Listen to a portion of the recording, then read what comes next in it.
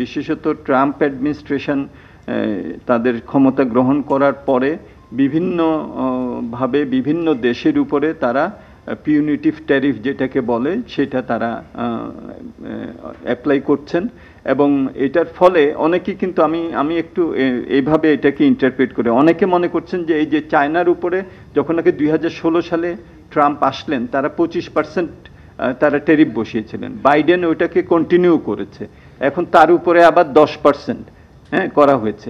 এটাতে বাংলাদেশে অনেকে মনে করছেন যে হয়তো বাংলাদেশের এটাতে এক্সপোর্ট বাড়বে মার্কিন যুক্তরাষ্ট্রে, চীনের সাথে আমাদের যে একটা আমরা প্রতিযোগিতা করি সেটার উপরে হয়তো একটা ইতিবাচক প্রভাব বাংলাদেশের উপর পড়বে। খেয়াল রাখবেন যে 2016 পরে এই যে 25% চায়নার উপরে যে বসানো হলো তারপরের দিকে কিন্তু মার্কিন বাজারে কিন্তু আমাদের এক্সপোর্ট কমেও গেছিল, আবার এটা এই বছর আবার বেড়েছে। সো এটার সাথে সরাসরি কোনো আমাদের উপকার হবে সেটা আমি মনে করি না। একটা বড় কারণ হলো চায়না যে রেডিমেড গার্মেন্টসের এক্সপোর্ট, কারণ ইউএসএতে তো 93% এক্সপোর্ট হলো আমার রেডিমেড গার্মেন্টস, তো চায়না যে এক্সপোর্টটা করে রেডিমেড গার্মেন্টসে যেটার উপরে এখন 35%-এর মতো ট্যারিফ বসানো হয়েছে, এটা মূলত হলো রেডিমেড গার্মেন্টসের ম্যানমেড ফাইবার যেটা নন কটন, আর আমাদের মোটামুটিভাবে পুরোটাই হলো কটন বেসড। সো চায়নার উপরে যেটা নাকি করে ওই মার্কেটে কিন্তু আমরা কম্পিট করছি না, খেয়াল রাখবেন।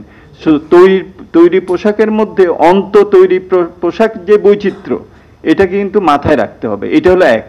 সেকেন্ড যেটা, এবং বিভিন্ন অর্থনীতিবিদরা বলছেন যে এই ধরনের ট্যারিফ ওয়ার যেটা উনি শুরু করেছেন তার ফলে একটা বৈশ্বিক এক ধরনের যে মানে প্রবৃদ্ধি তার উপরে নেতিবাচক প্রভাব পড়বে, এবং মার্কিন যুক্তরাষ্ট্রেরও প্রবৃদ্ধির উপরে নেতিবাচক প্রভাব পড়বে।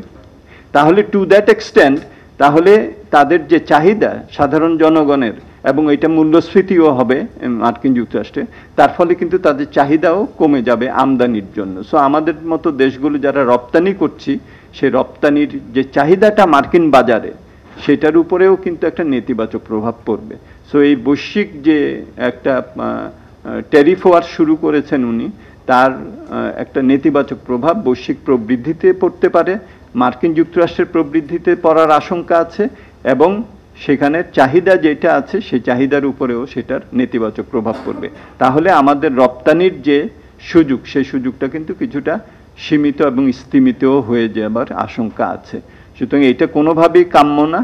আমাদের আশা যে এখন যে আলাপ আলোচনা কিছু হচ্ছে সেখানে ইউরোপের সাথে, কানাডার সাথে, মার্কিন যুক্তরাষ্ট্রের, সেটার ফলে এটা খুব আরো বেশি একটা নেতিবাচকতার দিকে যাবে না।